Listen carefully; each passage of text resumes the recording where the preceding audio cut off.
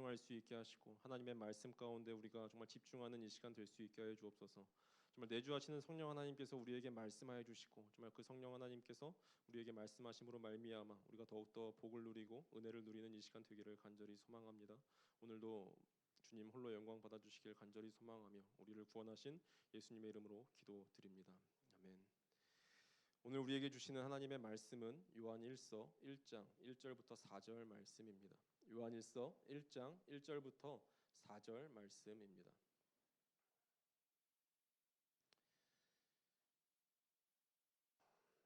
저희가 하나님의 말씀을 한 절씩 교독하신 후에 마지막 절은 합독하시겠습니다. 태초부터 있는 생명의 말씀에 관하여는 우리가 들은 바요 눈으로 본 바요 자세히 보고 우리의 손으로 만진 바라. 이 생명이 나타내신 바 된지라. 이 영원한 생명을 우리가 보았고 증언하여 너희에게 전하노니 이는 아버지와 함께 계시다가 우리에게 나타내신 바 된 이시니라. 우리가 보고 들은 바를 너희에게도 전함은 너희로 우리와 사귐이 있게 하려 함이니 우리의 사귐은 아버지와 그의 아들 예수 그리스도와 더불어 누림이라. 우리가 이것을 쓰면 우리의 기쁨이 충만하게 하려 함이라. 아멘. 저희가 이제 뭐 뉴스나 이제 신문 이제 어떤 이제 것들을 보면은 이런 것들이 좀 많은 것 같아요. 저희가 느끼는 걸 수도 있는데 이제 분열과 분란 그리고 갈등, 쪼개짐 뭐 등등 너무나 많은 그런 소식들이 제게 많이 들려오는 것 같습니다. 뭐 한번 상상해 볼까요? 이제 우리 교회는 이제 그런 일들이 많이 일어나지는 않고 있지만 일어나지 않고 있죠. 교회에 만약에 분란이 있다라고 한번 상상을 한번 해보시길 바랍니다. 이제 그 교회가 당장 이제 쪼개질 판입니다. 어떻게 그리스도인으로서 저런 주장을 할 수 있을까라고 할 정도로 그런 분열 세력들이 많이 있습니다. 어떻게 저런 짓들을 할 수 있을까? 같은 그리스도인이지만 이해가 되지 않는 그런 상황을 한번 상상해 보십시오. 결국 사람들은 이제 분열된 사람들은 교회를 떠날 판이고 예배를 드려도 예배를 드린 것 같지 않고 굉장히 괴롭습니다. 그리고 월요일이 되어 직장에 갑니다. 그리고 또한 학교에 갑니다. 거기서 동료나 친구들이 눈치를 줍니다. 너 교회 다니지? 라고 이렇게 눈치를 줄 때가 있죠. 안 그래도 이제 자주 뉴스에 오르내리는 이제 교회의 부정적인 그런 모습 때문에 세상 사람들의 이 적대감도 더 심해졌습니다. 사회생활 하기가 불편할 정도로 힘들어졌습니다. 계속 예수 그리스도를 믿고 나는 신앙생활을 계속 유지할 수 있을까? 라는 질문을 하며 한번 살아간다라고 한번 상상을 해보시길 바라요. 오히려 상상이 아니라 현실일 가능성이 높습니다. 제가 이 말씀을 드리는 이유는 뭐 현실의 지금 세대 또한 상황일 수도 있지만 요한일서를 우리가 살펴보기에 앞서서 아마도 이런 식으로 이 기독교 신앙에 대해서 완전하게 적대적인 사회가 되어버린 세상 속에서 살아가는 그 교회를 위한 서신이 오늘 이 요한일서이기 때문에 그렇습니다. 게다가 이 교회 안에서 이제 그런 세상의 이제 거짓 가르침과 풍조를 이제 그대로 본받아 따르는 그런 자들이 끝내 교회를 흔들어 버리고 나가 버리는 아픔까지 소개하는 게 이 요한일서 말씀입니다. 이런 상황에서 이 남아 있는 성도들이 그런 질문을 했을 것 같아요. 예수 믿는 것은 도대체 무엇일까? 아니 도대체 예수는 누구인가? 정말이지 교회란 또 무엇이란 말인가? 라는 그런 질문들을 하면서 고뇌의 시간들을 보냈을 수도 있습니다. 예수 믿고 교회 다닌다라고 해서 자신이 믿은 그 내용의 의미를 하루아침에 우리가 풍성하게 다 깨닫는 것이 아님을 우리는 너무나 우리의 삶에서 잘 알고 있죠. 어떤 계기들이 우리에게 주어집니다. 신앙생활을 하면서 어떤 계기들이 주어지죠. 말씀을 배우고 하나님을 사랑하고 교회를 사랑하며 믿음으로 살아가다 보면 많은 시험과 환난, 유혹이나 핍박의 고통스러운 경험들을 우리는 지나게 됩니다. 그리고 다시 말씀을 통해서 예수 믿는다는 것의 그 의미, 교회란 무엇인가에 대한 그 확신이 새로운 차원으로 깊어지는 경험들을 하게 됩니다. 그래서 요한일서 이 서신은 교회로서 아주 고통스러운 경험을 겪고 있는 그 수신자인 그 성도들에게 그 요한일서 그 공동체 사람들에게 그리스도인들에게 보내는 그 서신이라는 것입니다. 과연 예수 믿는 신앙이란 무엇이며 교회란 정말 무엇인지를 새롭게 확신시켜주는 이 권면의 말씀이 오늘 본문입니다. 이 편지를 받은 그 교회가 아까 앞에도 설명했었지만 두 쪽이 난 그 상황을 한번 생각해 보십시오. 당사자들이나 그런 상황을 지켜보고 있는 이 편지를 쓰고 있는 이 사도 요한에게 얼마나 당혹스럽고 고통스러운 그런 상황이었겠습니까? 이 교회가 이제 분열을 겪으면 경험해 보신 분들도 있을 거고 없으실 수도 있는데 그 안에 속한 성도님들의 마음이 어떤지를 잘 아실 겁니다. 고통은 이루 말할 수가 없어요. 교회에 가서 예배를 드리고 와도 내가 예배를 드리고 있는지 전혀 모르겠고요. 집에 앉아 있는 그 시간도 그 고통은 말할 수가 없습니다. 이 요한일서를 읽을 때 이런 배경을 염두에 두면은 우리는 이 말씀이 왜 이렇게 쓰여졌는지 이해하기가 굉장히 쉽습니다. 사도 요한이 이 얼마나 다급하고 절박한 심정으로 이 편지를 쓰였는가를 우리는 볼 수 있는 것입니다. 그래서 이 성경을 보면요, 이 발신자 소개가 없어요. 우리가 성경을 볼 때 어떤 발신자 소개가 있고 나 요한은 뭐죠 조금 이렇게 설명을 하는데 소개와 인사도 없이 그냥 1절부터 곧바로 그냥 본론을 시작해요. 이 성도들이 흔들림 없이 붙들어야 하는 그 예수 그리스도의 복음과 그로 말미암아 그들에게 허락된 그 교회의 영광을 확실히 보여주고 하고 싶어하는 그 마음, 사도 요한의 마음이 역력히 우리에게 읽혀집니다. 그래서 1절 말씀 우리 함께 보겠습니다. 태초부터 있는 생명의 말씀에 관하여는 우리가 들은 바요 눈으로 본 바요 자세히 보고 우리의 손으로 만진 바라. 아멘. 뭐라고 시작합니까? 태초부터 처음부터 있는 그 생명의 말씀에 관하여는 그러니까 너희들이 받은 이 복음의 생명과 영광이 너희는 무엇인지 아느냐 이렇게 힘있게 시작하는 말씀입니다. 이 교회가 분열의 아픔 같은 그 고난의 시기를 지나갈 때 세상이 교회인 우리를 적대하며 혐오할 때 심지어 교회에 대한 신뢰가 무너져 내려서 우리의 신앙 고백조차 흔들릴 때 그런 어두운 날들을 지나갈 때 우리는 무엇을 해야 합니까? 요한일서가 제안하는 우선적인 방식은 굉장히 단순하고 전통적입니다. 곧 예수 그리스도에게 돌아가는 것입니다.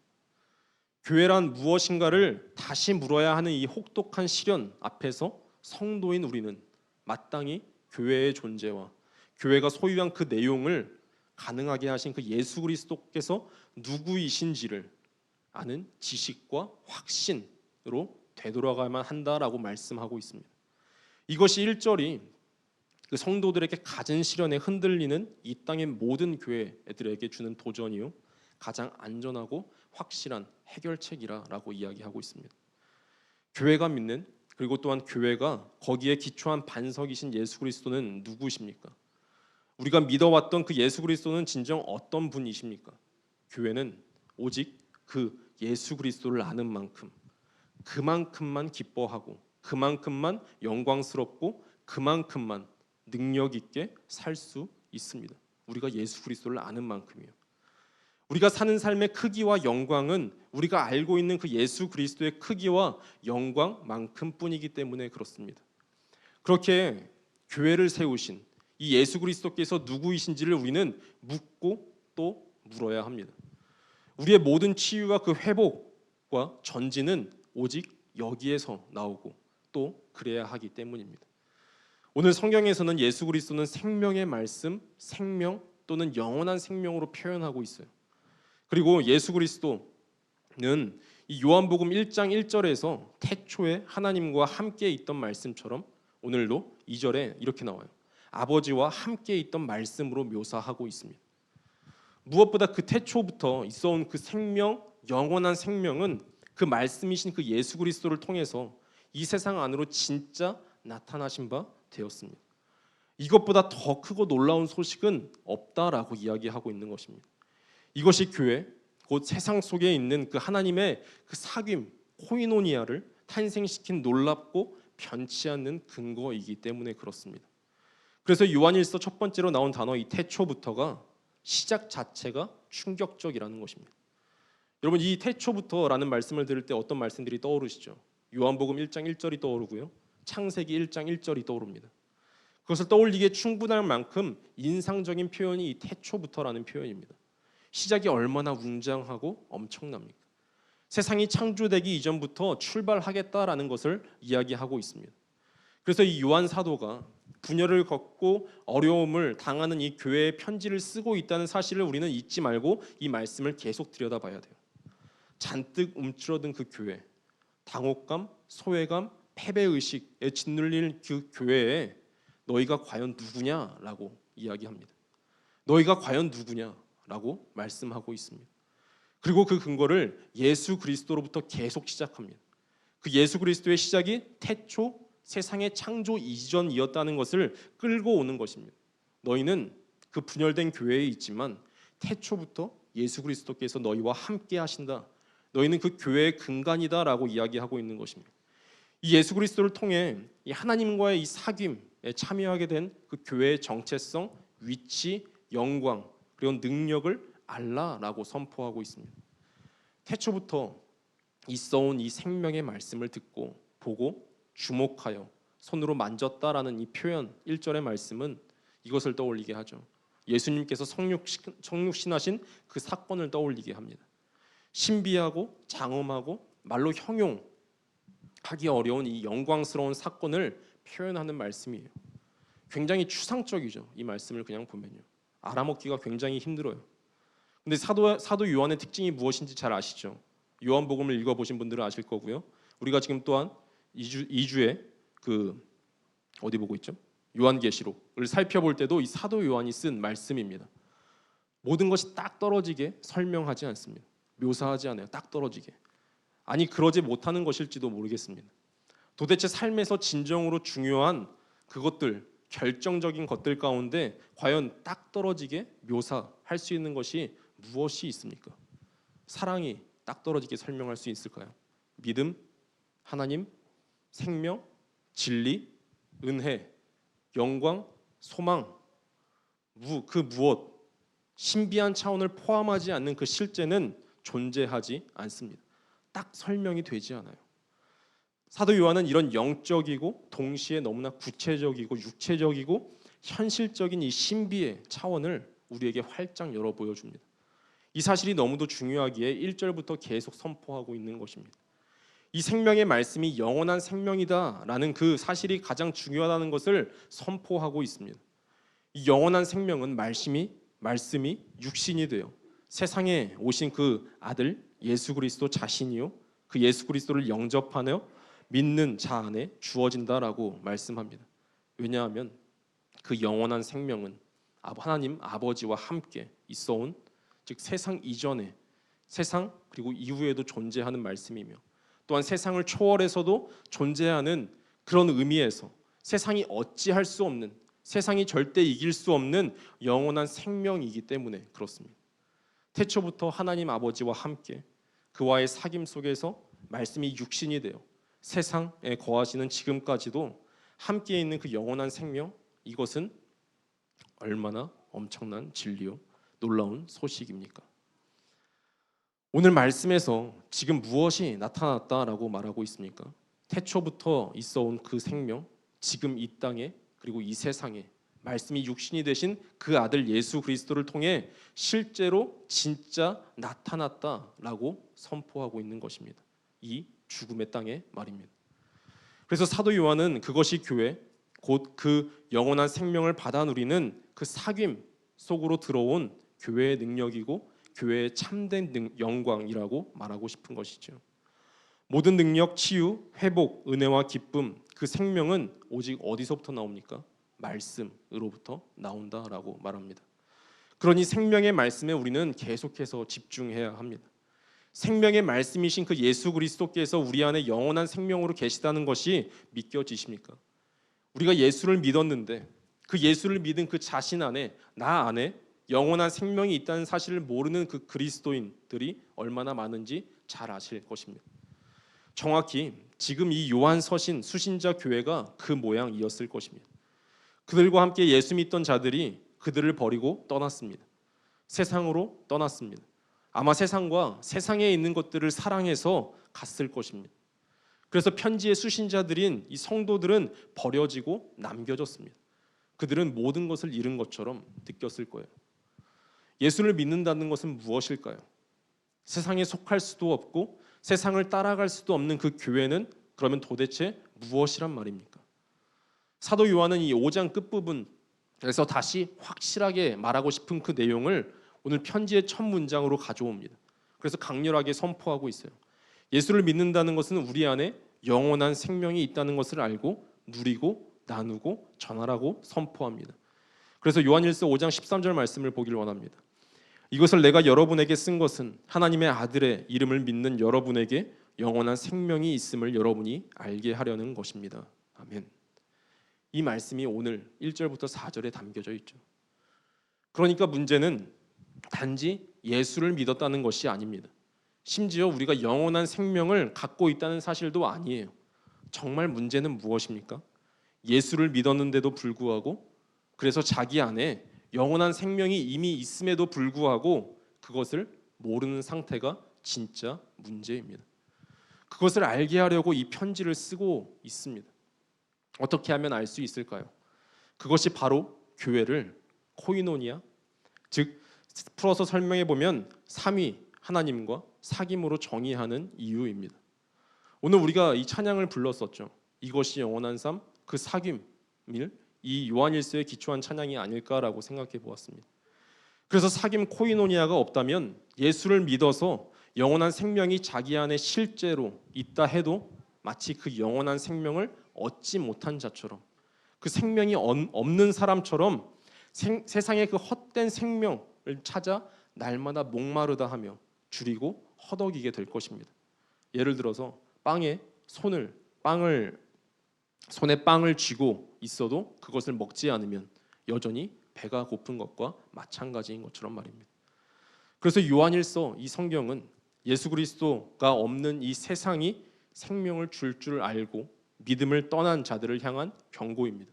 동시에 그들과 분리되어 남아있는 그 하나님의 자녀들을 일깨우는, 너희가 흔들리지 말아라 라고 일깨우는 뼈아프고도 기쁘기 한량없는 가르침이 오늘 이 요한 서신입니다.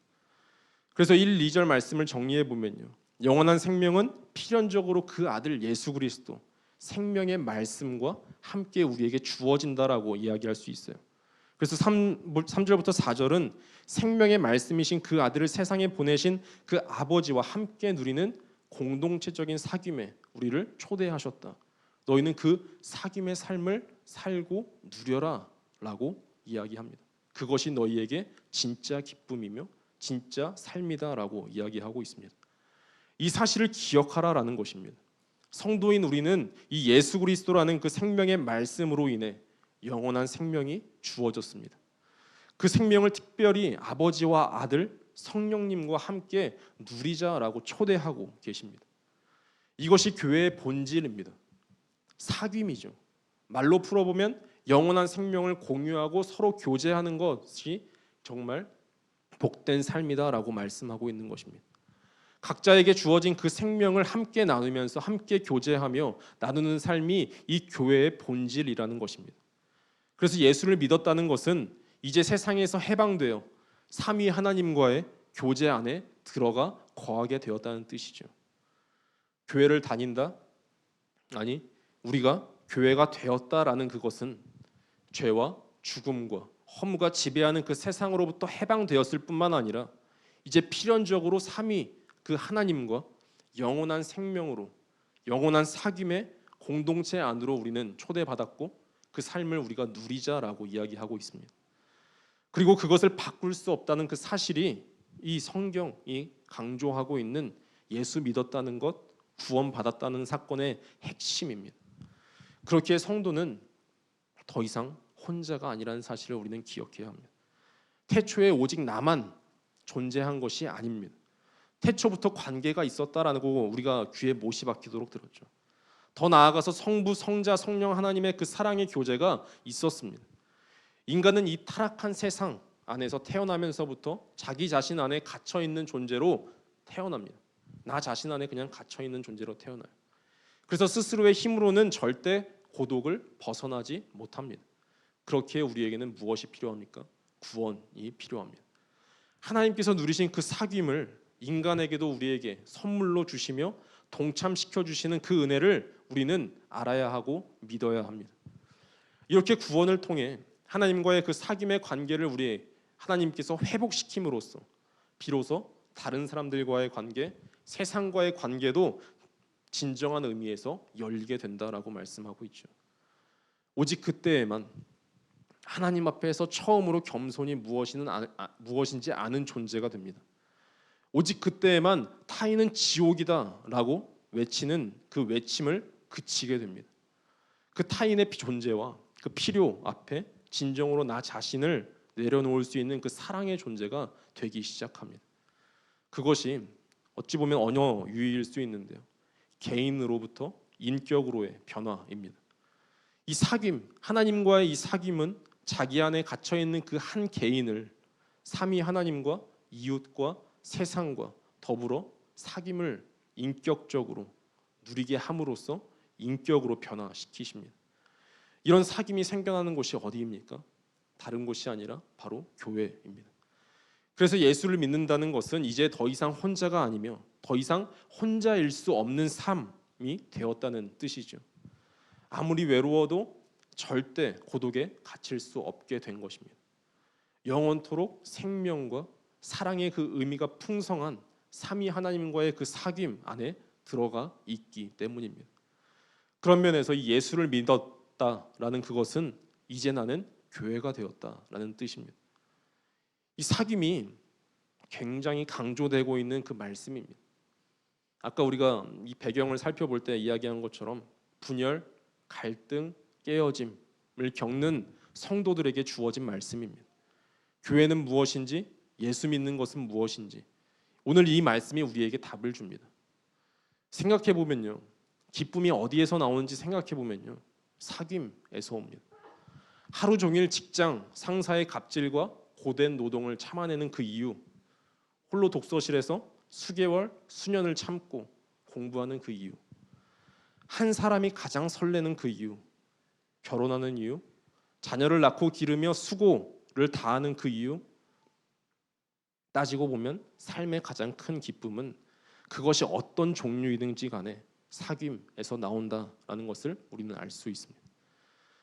그렇기에 깊고 충만한 그 기쁨은요, 대부분 사람이 사람과 맺는 그 사귐으로부터 오지만 때로 우리가 살아가고 있는 이 죄와 죽음과 험과 지배하는 이 세상에서 그런 사귐은 물론 거기서조차 오는 그 기쁨조차 얼마든지 왜곡되고 변질되게 할 수 있습니다.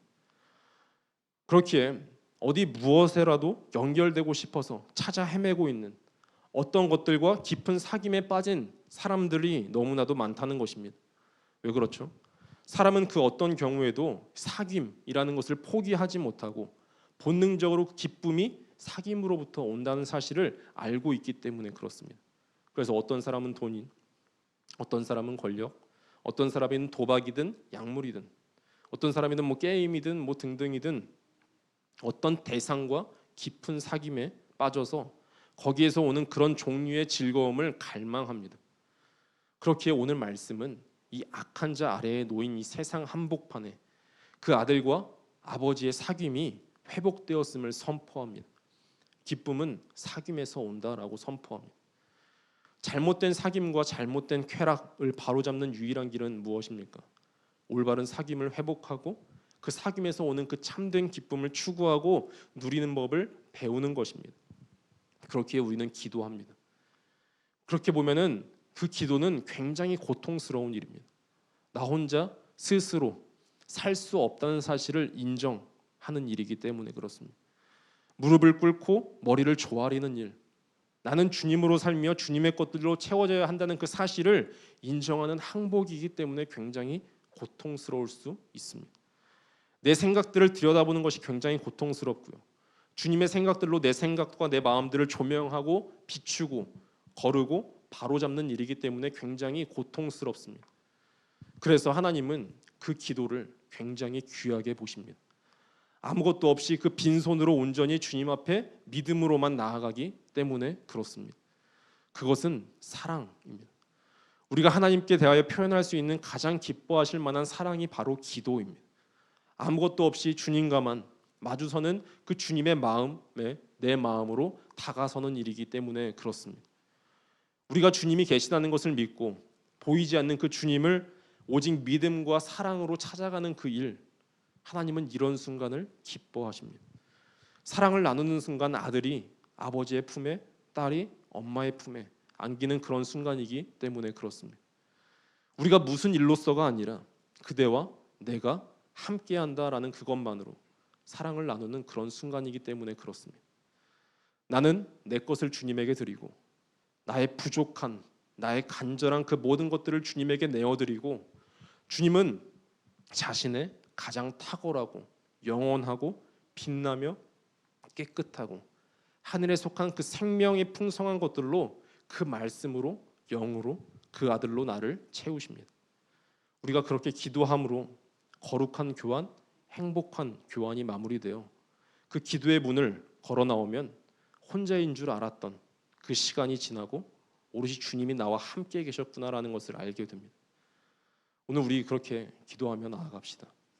주님께 모든 것을 의탁드리며 주님께서 주시는 그 풍성함으로 채워주실 것을 기대하며 나아갑시다.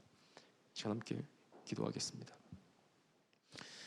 사귐에 초대하시는 하나님 아버지께 감사드립니다. 나와 우리와 사귀어 주심에 감사드립니다. 그래서 이 시간 주님의 것들로 나를 채워 주옵소서. 나의 모든 것을 주님께 의탁드리며 나아가길 간절히 원합니다. 하나님, 우리가 찬양하며 그 영원한 사귐으로 초대하신 그 주님의 아버지를 더욱더 알아가며 주님께 더욱더 안기는 이 시간이 되기를 간절히 소망하오니 우리를 안아주시고 이 시간 우리의 기도를 받아 주옵소서. 감사드리며 예수님의 이름으로 기도드립니다.